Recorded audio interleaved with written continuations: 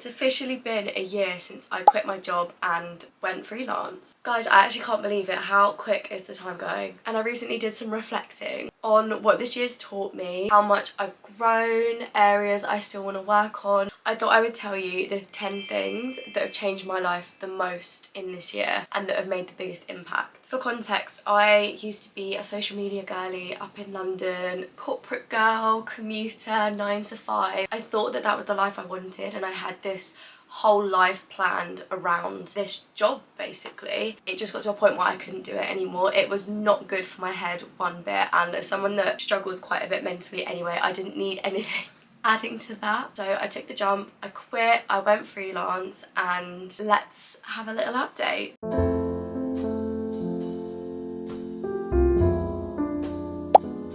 So I'm so lucky to be in the position that I'm in. Obviously money is what makes the world go round, so my income comes in from 2 streams. I do social media managing, and then I also get a bit of an income from my own social media platforms, which is just a dream come true. I think my take on it at the minute is I'm not where I want to be, but I'm a lot closer than I was a year ago, and that's what matters. I've seen progress. So I need to realise that, be proud of myself, and you should be proud of yourself too, because we're not the same people we were a year ago. No one is. One of the biggest things that changed my life in the last 12 months was taking action. I know that sounds so obvious, like, Darcy, why have you made a video about this? In my defence, I was just convinced that if I wrote it down on a bit of paper enough times, then it would happen, and that's just not how it works. Whether you believe in the universe, a higher power, or anything, I am such a strong believer in, like, mindset, speak things into existence, like, you attract your own energy. I knew what life I wanted to live, but just thinking about it wasn't going to make it happen. So this has been the year that I've taken action, ripped the bandage off, and just gone full force into what it is I've been wanting to do. Yeah, I've not made as much progress, and there's probably, in hindsight, moments where I wish I took even more action, but that's a lesson I've learned, and that's something I can look back on and say, okay, I got out of my comfort zone and I took action this year. Now that that has now become my new norm and my new comfort zone, let's take even more action. I read in a book that the manifestation equation is thoughts, feelings, and action equals manifestation. Although I've got such a strong belief in myself, I've got the mindset, I've got the feelings and the emotions, I just wasn't physically doing the things to help me have my dream life until this last year. Even this last month, like, you may think you're taking action, but if deep down you think, no, I really could be doing that as well, then just do it. Life isn't easy. You're not just going to get given the life you want, taking the easy way out and doing the lazy path. Something that I've realised over the past year is every single day I have learned something new pretty much in the field of what I'm trying to expand in. Obviously we should never stop learning as humans, even when you leave school. Never stop learning, because then you never stop progressing. And if you never stop progressing, then you're always going to get closer to where you want to be. And if you're not there yet, then obviously there's some steps we need to take. But I'll look back and think, oh my god, I didn't realise that I needed to do this to be a content creator, and I didn't realise I needed to do this to be a content creator, or oh wow, I didn't realise people use that tripod. Like, so many things I've learned that almost justify why I'm not where I need to be yet, because I don't know everything I need to know, and you only get to learn those things through experience. You could be the most positive, optimistic person in the world, but still have moments where you have your self-limiting beliefs, and the thing that has helped me through that is having this whole new circle that I've got in my life this year that understand what I do, understand what I'm trying to do, understand my creative spark, and you just bounce off of them. Getting yourself out there, you will meet so many people. You finally will feel like you found your people. These people are going to become your support network. They're going to boost you up when you need it. You boost them up when they need it. You finally have people that are able to give you the support you need. I have got my amazing boyfriend, I've got my mum, I've got my friends that I've made. Like, picking your support network so that A, they actually have your best interests at heart, and B, so that you're not in a competitive friendship, because that's not a real friendship in my opinion. As someone that felt like throughout her teenage years struggled with friendship and making friends and keeping friends, I didn't realise how much I needed that good support network and how much of an impact it really made. So if you're sat here thinking, I don't have friends, I want friends, I don't have a social life, like, I was like that, and I still kind of am like that. I've met people that fit into the life that I actually enjoy living. I just feel so lucky to be in a position where I actually have that support network now, whereas before I just didn't have that. You only get that from networking, socialising, putting yourself out there. Okay, I'm back. I needed to free up some storage on my SD card. Guys, I actually feel really ill. I've done a filming day today, so I've just been talking so much and I can feel my voice going. But we're not even halfway through yet, so I need to get a move on. Depending on what state of mind I'm in, this quote can really stress me out, or it can really inspire me. I'm gonna say it, but take it with a pinch of salt, that the time is gonna pass anyway. The reason I find it inspiring is if I'm sat getting really anxious, worried about what people are gonna think, and not doing something that I know is gonna benefit future me, I don't wanna fast forward a year, look back and be like, I really wish I did that. For example, if I did the thing that I was so worried about and I didn't feel like it paid off, if I listen to the quote, the time's gonna pass anyway, I get stressed that I'm not where I wanna be. As I say, that's why it's handy to have this support network. You're not getting any younger, you're not going to have the freedom that you do now forever. These ideas that are coming to you, you need to utilise them. I'm like, all that time passed, but what do I have to show for it? But I know that's me being harsh on myself. I know that I've achieved loads this year, it's not necessarily as much as I would have liked, but that's only because today I just can't help but compare myself to other people. But I know that's a really bad toxic mindset.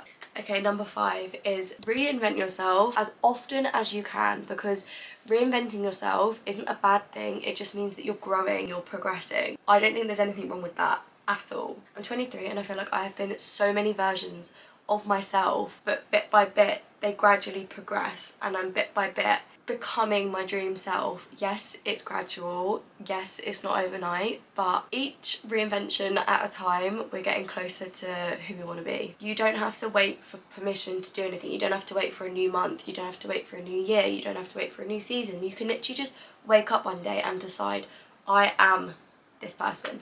I am a focused, confident person who doesn't care about other people's opinions. Not to quote Euphoria, but the thing with confidence is no one knows if it's real or not, so you might as well fake it till you make it. Once you've done it once, suddenly your comfort zone is expanded and you're used to faking your confidence. That means you can do it more and it's not going to feel as daunting. Realistically, if you're not faking it anymore and you just are confident, then it's just a bit of a like hack in the matrix. At one point or another, your past is going to come back to bite you and there's nothing you can do about it. But healing your inner child is going to make your life so much easier. Maybe it's not that your past is going to come back to haunt you, but it's just, it comes back and the trauma that you've not dealt with is going to come back in full force and you're going to have to feel it at some point, but because you've pushed it away and pushed it away, it's probably going to come back at the most inconvenient time for you and you'll be like, I literally can't deal with this right now. But healing your inner child, healing the issues that you've been neglecting for so long is just going to put you on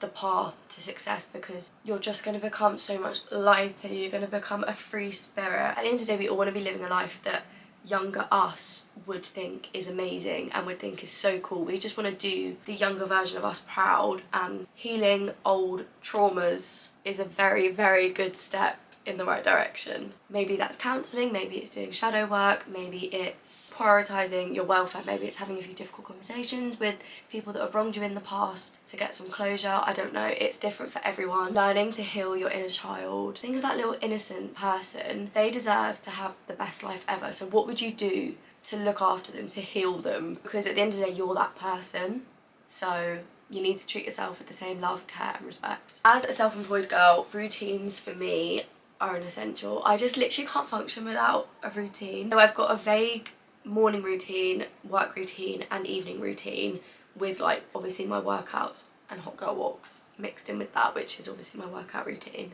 But I've got structures in place that really help me stay focused, stay consistent, because otherwise, guys, I get so unfocused, I can't even deal with it. Your ideal routine will look so different to probably what my ideal routine looks like. If you want to make time for things in your day, wake up a little bit earlier or spend some less time doom scrolling, because by planning your routines, it makes you realise what you actually spend all your time doing. And for me, it was being on my phone. I was on my phone way too much. Yes, my screen time is still very high, but my job is being on my phone. But the amount of doom scrolling I was doing that wasn't productive. If you've seen me before, you will know I am such a big reader. I love reading so much. I've got my Kindle, like I love her, she's the best. And by having routines, I realised I can prioritise that instead of doom scrolling constantly. Or I realise, am I fitting enough exercise into my life that I would ideally be doing? Do I want to meal prep and make that a routine? Repetition of routines makes habits. So if you plan to do something that the dream version of you would do and do it frequently, then eventually it's going to become a habit, and then you're one step closer to the person you want to be. My boyfriend says this to me all the time, and it's so valid, but fail to prepare, prepare to fail. Whether you're self-employed or not, being unorganised is literally going to be the biggest roadblock in your life. At the end of the day, I plan my next day. I time block on my Apple Calendar, plan out my content on my Notion content planner. I do a rough plan, basically planning how I want the video to be, how I want it to come across. And this just helps so much, because I'm not just here on a filming day like, oh, what am I saying? What am I doing? Past me has taken some time to help future me, and it is greatly appreciated. This is actually a really controversial one, but as a creative whose energy gets drained quite easily, are you going to hate me if I say that ChatGPT has become one of my best friends? I know that's so bad to say, but I don't use him for everything. In my mind, he's a boy, I don't know why. I don't use him that much at all really, but when I'm struggling to wrap my head around something, or I'm struggling to plan something, or I just need to brainstorm, I ask my friend ChatGPT. I say, can you brainstorm me some ideas, or I need to do this, this, this and this, how can I do it? It's just an extra person to talk to that literally knows the answer for everything. I don't mean that in the sense of like be really lazy and type all my emails like that. Like, I don't use ChatGPT for those purposes. I use ChatGPT to just take some of the load off of my brain, because I'm a chronic overthinker and that becomes quite heavy.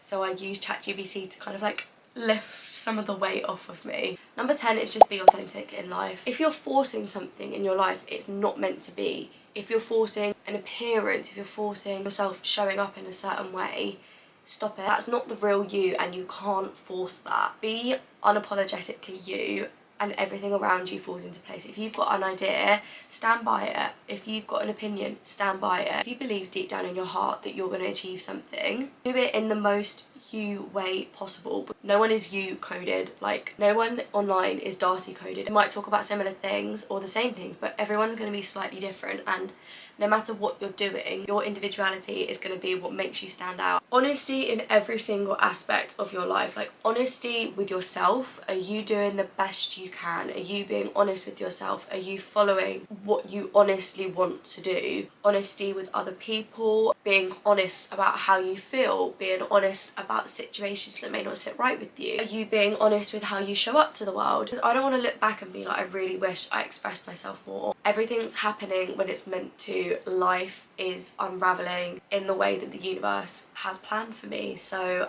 I'm not going to disrupt that. Thank you so much for joining me on this video. I feel like this is quite a throwback video, something that I would have filmed back at the beginning of my YouTube journey, but I just wanted to have a cute, comfy sit down, have a bit of a catch up and talk about the last year, because it's been such a roller coaster for me. Tell me a goal that you achieved, or where you noticed that you've grown. Leave something positive in the comments. I post constantly on my other platforms, so make sure to go and follow me on there. If you've made it to the end of this video, thank you so much. I am so excited for my next video, so I will see you then.